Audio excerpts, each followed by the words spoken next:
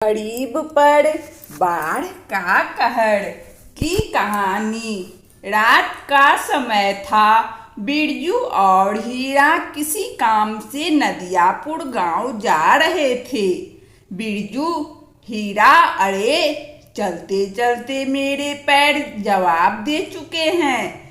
गर्मी भी बहुत लग रही है। चलो एक पेड़ के नीचे बैठकर आराम कर लेते हैं।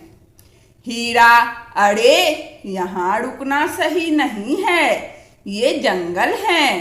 बिरजू, अरे नदियापुर गांव जंगल के बीच ही बसा है, चल थोड़ा सुस्ता लेते हैं, वैसे भी शाम तो हो ही गई है।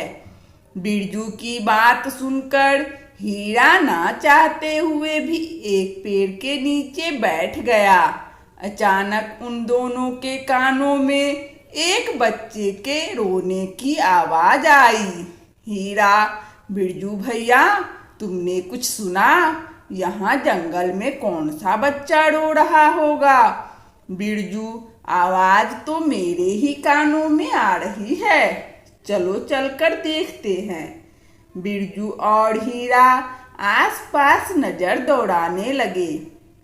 तभी उन दोनों की नजर एक बच्चे पर पड़ी। वे दोनों उस बच्चे के करीब चले गए। हीरा, बिरजू भैया, यह बच्चा तो यहाँ अकेला है, यहाँ तो आसपास कोई मौजूद नहीं है।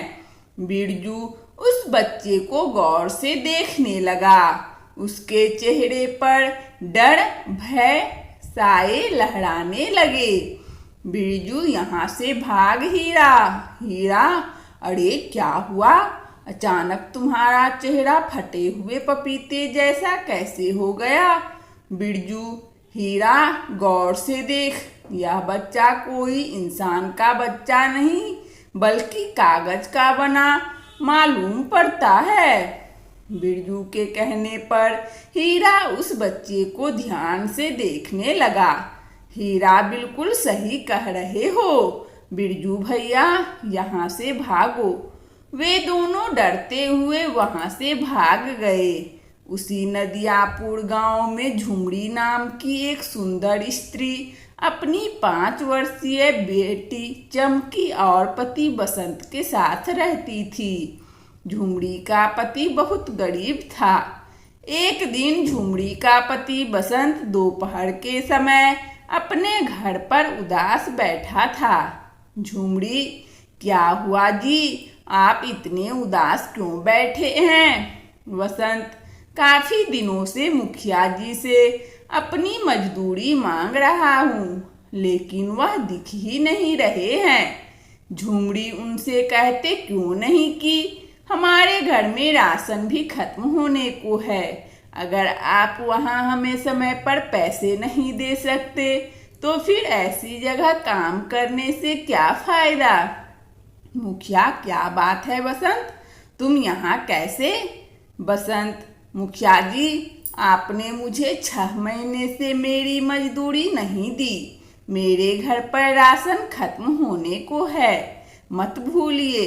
मेरी पत्नी और बेटी मेरी जिम्मेदारी है। मुखिया, तो मैं क्या करूं? तूने अपनी बच्ची क्या मुझसे पूछकर पैदा की थी क्या? बसंत, मुखिया जी, मैं तो बस अपने पैसे मांग रहा हूँ, मुझसे बदतमीजी से बात मत कीजिए।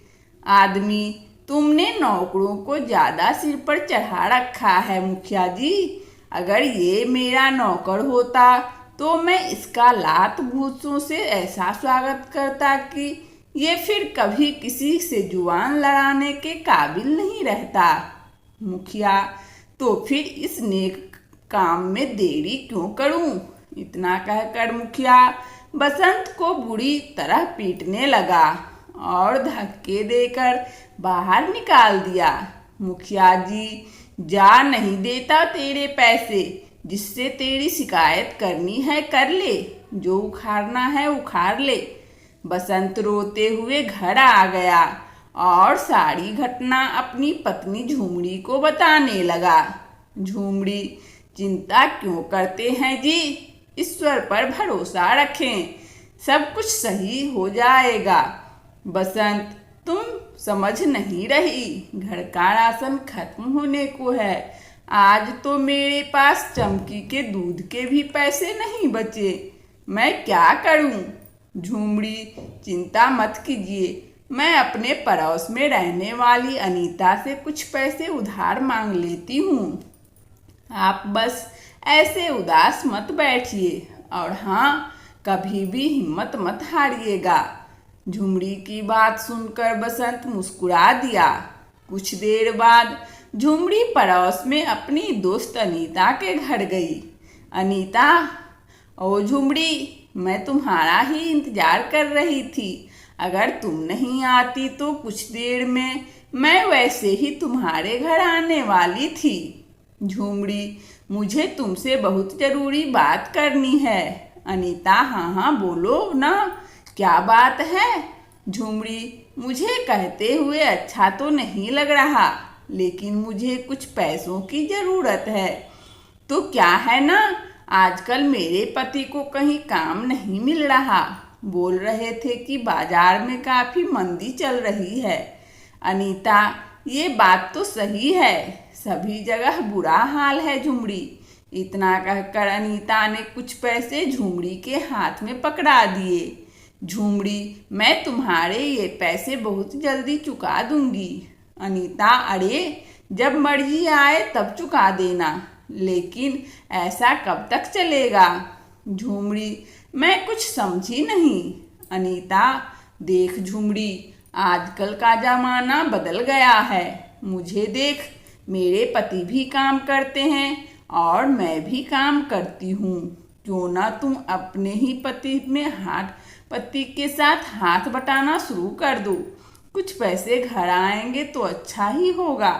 झुमड़ी, तुम सही बोल रही हो अनीता, मन तो मेरा भी बहुत करता है, लेकिन मुझे कोई काम भी तो नहीं आता।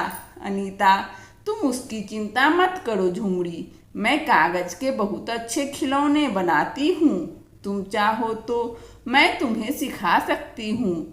जिस तरह से मैं बाजार में ठेला लगाकर कागज के खिलौने बेचती हूँ, उसी तरह तुम भी बेचना, एक से भले दो। झुमड़ी को अनीता का यह उपाय पसंद आया। उस दिन के बाद झुमड़ी अनीता के साथ कागज के खिलौने बनाना सीखने लगी। कुछ ही दिनों में झुमड़ी कागज के खिलौने बनाने में निपुण हो गई। अनीता, अरे वाह झुमड़ी, तुम तो मुझसे भी अच्छे कागज के खिलौने बनाने लगी, मुझे तो विश्वास ही नहीं हो रहा। झुमड़ी, नहीं अनीता, तुमसे अच्छी तो मैं कभी नहीं बना सकती, आखिर तुम मेरी गुरु ठहरी। अनीता, ठीक है झुमड़ी, तुम पहले इम्तिहान के पास हो गई हो, बल्कि यूं कहो फर्स्ट डिवीजन के पास हुई। अब तुम्हारी दूसरी और आखिरी परीक्षा होनी है। झुमड़ी, अब तो मुझे कौन सी परीक्षा पास करनी है? अनीता, कल तुम मेरे साथ बाजार में खिलौने बनाकर बेचोगी, देखते हैं किसके खिलौने ज़्यादा बिकते हैं। अगले दिन झुमड़ी अनीता के साथ दूसरा ठेला लगाकर कागज के खिलौने बेचने के लिए खड़ी हो गई। कुछ ही देर में झुमड़ी के सारे खिलौने बिक गए। अनीता, अरे वाह झुमड़ी, तो मेरे ठेले में तो कुछ खिलौने बचे हैं, लेकिन तुम्हारे तो सारे खिलौने बिक गए। झुमड़ी, कहीं तुम्हें बुरा तो नहीं लगा? अनीता, अरे इसमें बुरा लगने वाली क्या बात है, ईश्वर हर किसी को अपना अपना नसीब देता है। उस दिन के बाद अनीता और झुमड़ी रोज सुबह बाजार में कागज के खिलौने बेचने जाती। शाम तक झुमड़ी के सारे खिलौने बिक जाते। झुमड़ी के दिन अब बदलने लगे थे। एक दिन बसंत झुमड़ी से बोला, मैंने जरूर पिछले जन्म में कुछ अच्छे पुण्य किए होंगे झुमड़ी, जो आज मुझे इस जन्म में तुम्हारी जैसी पत्नी मिली। झुमड़ी, ऐसी बातें क्यों करते हैं जी? अगर हर दुख में पति पत्नी का साथ देता तो क्या पत्नी उसके दुख में उसका साथ नहीं दे सकती? बसंत, मैं तुम्हें यह बताने के लिए आया हूँ कि मुझे चौधरी के खेतों में काम मिल गया है। झूमड़ी, ये तो बहुत अच्छी बात है जी। अब हमारी कमाई दुगुनी हो जाएगी। अब हम अपनी बिटिया रानी को अच्छे स्कूल में एडमिशन दिलवा सकेंगे। झूमड़ी की बात सुनकर बसंत मुस्कुराता हुआ वहाँ से चला गया। एक दिन की बात है, झूमड़ी और अनीता बाजार में ठेला लगाकर कागज के खिलौने बेच रही थी कि तभी मुखिया कुछ लोगों के साथ वहां आ गया। मुखिया, कैसी हो झूमड़ी? देख रहा हूँ तुम्हारे खिलौने आजकल बहुत ज़्यादा बिक रहे हैं। और तो और तुम्हारे वस्त्र भी बता रहे हैं कि तुम्हारी अच्छी आमदनी हो रही है। झूमड़ी, सब ईश्वर की कृपा है मुखिया जी। यहाँ कैसे आना हुआ? मुखिया, बात ये है झूमड़ी कि हमारा गांव दो नदियों के बीच में है। वर्षा प्रारंभ होने वाली है और मुझे सूचना मिली है कि इस बार हमारा गांव भयंकर बाढ़ की चपेट में आ सकता है। झूमड़ी, इस तरह से तो गांव वालों का जीवन यापन बर्बाद हो जाएगा। मुखिया, इसीलिए मैं चंदा इकट्ठा कर रहा हूँ झूमड़ी। तुमसे भी मैं चंदा लेने आया हूँ। झूमड़ी ने उस दिन की सारी कमाई मुखिया के गुल्लक में डाल दी और साथ ही उसकी दोस्त अनीता ने भी। मुखिया, झूमड़ी, मैं सारे गांव वालों से चंदा लेकर उनके लिए शहर से अच्छे कंबल और बहुत सी अच्छी खाने पीने की वस्तुएं लेकर आऊँगा। झूमड़ी, मुझे की वस्तुएं लेकर आऊँगा। झूमड़ी, मुझे तुम पर विश्वास नहीं है मुखिया जी। वैसे भी तुम मेरे पति की 6 महीने की तनख्वाह रोके बैठे हो। देखते हैं गांव वालों की कितनी मदद करते हो। मुखिया, अरे तुम अभी तक अपने पति की मार को दिल पे लगाए बैठी हो, मगर वह मुझे आकर बदतमीजी से बात कर रहा था। इतना कहकर मुखिया वहाँ से चला गया। दिन ऐसे ही बीतने लगे, मगर झूमड़ी ने देखा कि मुखिया शहर से कुछ भी लेकर नहीं आया। एक दिन की बात है, मुखिया अपने मुनीम प्रेमचंद से बातें कर रहा था। झूमड़ी अपने पति बसंत के साथ काम से जा रही थी। मुखिया को देखकर झूमड़ी बोली, झूमड़ी मुखिया जी, 1 महीने पहले आप सारे गांव वालों से चंदा लेकर गए थे, यह बोलकर कि हमारा गांव भयंकर बाढ़ की चपेट में आने वाला है, वर्षा प्रारंभ होने वाली है, मगर मुझे अभी तक कोई इंतजाम नहीं दिखता। झूमड़ी की बात सुनकर मुखिया बुरी तरह तिलमिलाकर रह गया। मुखिया, तुम तो ऐसे बोल रही हो जैसे कि तुमने 10-20 लाख रुपए चंदे में दिया हो। अरे 150 रुपये चंदे में डालकर अपने आप को क्या समझ रही हो? बसंत मुखिया जी, आपको इस तरह से मेरी पत्नी का अपमान करने का कोई अधिकार नहीं है। मुखिया, मुंह बंद रख बसंत, पिछली बार की मार भूल गया क्या? गांव में तेरी पत्नी के अलावा ना जाने कितने लोगों ने मुझे चंदा दिया है। उन्होंने तो मुझसे कोई सवाल नहीं पूछा। यहाँ से चला जा, वरना तेरा फिर से मार मार कर बुरा हाल कर दूंगा। बसंत अपनी पत्नी के साथ वहाँ से चला गया। मुनीम, देख रहे हो मुनीम जी, इस बसंत की पत्नी के कागज के खिलौने बाजार में क्या बिकने लगे। यह तो अपने आप को आपसे भी बड़ा समझने लगी। मुखिया, सही कहा आपने। जब तक आप इन दोनों पति पत्नी को गांव से धक्के देकर बाहर नहीं निकलवा देंगे, तब तक चैन की नींद नहीं सो सकता मैं। मुनीम, वैसे क्या वास्तव में हमारे गांव में बाढ़ आने वाली है? मुखिया जी, अरे कोई बाढ़ नहीं आने वाली है। ये न्यूज़ वाले तो वैसे भी हर साल यही खबर चला देते हैं कि बाढ़ आने वाली है, गांव डूबने वाला है, और मैं इसी खबर का फ़ायदा उठाकर गांव से अच्छा खासा चंदा वसूल लेता हूँ। हर साल की तरह इस बार भी कुछ नहीं होगा। उस दिन के बाद मुखिया ने झूमड़ी और उसके पति बसंत के खिलाफ गांव में कान भरने शुरू कर दिए। गांव वाले मुखिया की बातों में आकर झुमरी और बसंत को अपना दुश्मन समझने लगे। झुमरी से उन सब ने झुमरी के कागज के खिलौने खरीदने बंद कर दिए। थक हार कर बसंत और झुमरी अपने घर पर ताला लगाकर दूसरे गांव की ओर चल दिए। झुमरी एक जंगल में बैठकर आंसू बहाती हुई बोली, ये सब मेरे सच बोलने का नतीजा है। बसंत, दिल छोटा मत करो झुमरी, तुमने तो सच बोला है और सच बोलने वालों की कभी हार नहीं होती। झुमरी, तो सब ठीक तो है, लेकिन अब क्या होगा? हमारे पास बिल्कुल भी पैसे नहीं हैं और बोतल में सिर्फ चमकी का आधा गिलास दूध बचा है। झुमरी ने इतना कहा था कि तभी उसके बच्चे की रोने की आवाज़ उसके कानों में पड़ी। उसने देखा कि एक पेड़ के नीचे सुंदर सा बच्चा रो रहा है।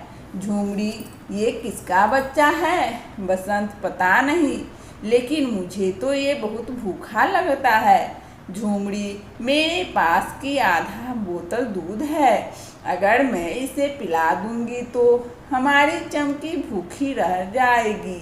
बसंत, चिंता मत करो झुमरी, यह बच्चा कई दिनों से भूखा मालूम पड़ता है, पहले इसे दूध पिला दो।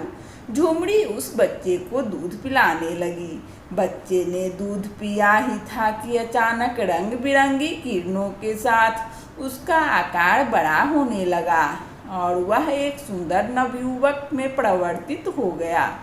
झुमरी, कौन हो तुम?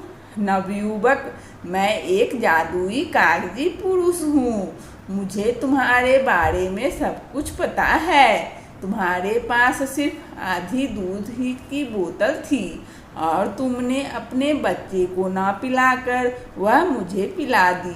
मैं तुम्हें वरदान देता हूँ कि अब से कागज के खिलौने बनाएगी, उनमें जादुई शक्तियाँ आ जाएगी और तुम्हें एक राज की बताने वाला हूँ।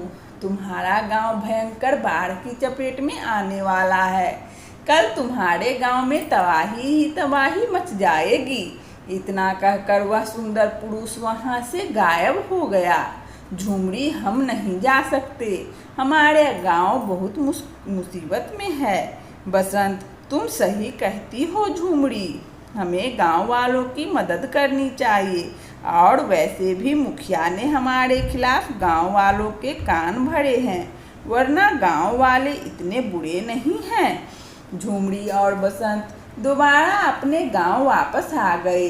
झुमरी ने अगले दिन की तैयारी शुरू कर दी। उसने एक सुंदर सा कागज की नाव बनाई और उसमें अलग अलग तरह तरह के सुंदर सुंदर घर बनाए।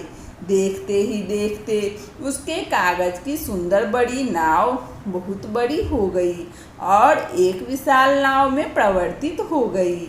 झुमरी अपने परिवार को लेकर उस नाव में चली गई। बसंत, अरे झुमरी, यह तो लग ही नहीं रहा है कि कागज की नाव है, इसकी दीवारें तो पत्थर से भी मजबूत मालूम पड़ रही है। झुमरी, उसने सही कहा था, इसके अंदर अद्भुत जादुई शक्ति आ गई है। अगले दिन भयंकर बारिश शुरू हो गई। देखते ही देखते पूरे गांव को बाढ़ ने अपनी चपेट में ले लिया। गांव में हाहाकार मच गया और झुमरी नाव बाढ़ में तैरने लगी। झुमरी ने देखा कि उसकी दोस्त अनीता पानी में डूब रही थी। झुमरी ने तुरंत नाव को वहां जाने का आदेश दिया। झुमरी, अनीता, कागज की नाव के ऊपर आ जाओ। अनीता, ये कैसा चमत्कार है? झुमरी, वो सब बातें बाद में करेंगे, पहले अपने परिवार को लेकर ऊपर आ जाओ, तुम्हारा परिवार सुरक्षित रहेगा। अनीता अपने परिवार को लेकर नाव पर चढ़ गई। उसने गांव के सभी लोगों को झुमरी की नाव पर बिठा दिया, सिवाय मुखिया के घर को छोड़कर। मुखिया दौड़ता हुआ आया और बोला, मुझे भी नाव में ले लो झुमरी, मुझे माफ़ कर दो, मुझसे बहुत बड़ी गलती हो गई है। बसंत, मेरा दिल तुम्हारी तरह नहीं है मुखिया जी, आओ अपने परिवार को लेकर नाव पर चढ़ जाओ। मुखिया अपने परिवार को लेकर नाव पर चढ़ गया और झुमड़ी की ओर देखकर बोला, मुझे माफ़ कर दो, मैंने तुम्हारे साथ कितना बुरा सलूक किया और उसके बाद भी तुमने मेरी कितनी मदद की। झुमड़ी, मुखिया जी, हमें दूसरों की मदद हमेशा करनी चाहिए, पता नहीं कौन कब किसके काम आ जाए। तभी अनीता झुमड़ी से बोली, झुमड़ी, बाढ़ बहुत ज़्यादा भयंकर है, हमारे गांव के अलावा और भी गांव इसकी चपेट में आ गए होंगे, हमें उनकी भी मदद करनी चाहिए। झुमड़ी को अनीता की बात पसंद आ गई। झुमड़ी अपनी जादुई नाव को लेकर दूसरे गांवों में गई और लोगों की मदद करने लगी। कुछ दिनों बाद जब बाढ़ का पानी उतर गया, तब झुमड़ी ने अपनी कागज की नाव में कागज के भोजन बनाने शुरू कर दिए। झुमड़ी जैसे ही कागज के भोजन बनाती, वो असली भोजन में बदल जाते। बसंत, अरे वाह झुमड़ी, ये कैसे संभव हुआ? कागज के भोजन असली भोजन कैसे बदल गया? झुमड़ी, तुम्हें याद नहीं, उस जादुई सुंदर पुरुष ने हमसे क्या कहा था?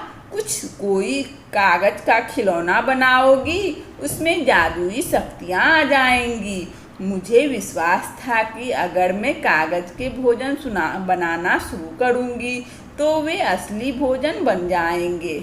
अनीता, ये ईश्वर ने हमारी मदद की है। झुमड़ी, देखो ना, इस तरह से कितने लोग भूखे मरने से बच जाएंगे। इस तरह गांव में सभी लोग भूखे मरने से बच गए। कुछ महीनों बाद सब कुछ फिर से ठीक हो गया। इस कहानी से हमें यह सीख मिलती है कि हमें हमेशा दूसरों की मदद करनी चाहिए। वंदना स्टोरी चैनल में इस कहानी को सुनने के लिए आप सभी श्रोताओं एवं बंधुओं को बहुत बहुत धन्यवाद।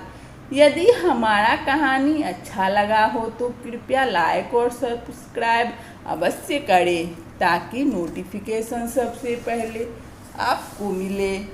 धन्यवाद।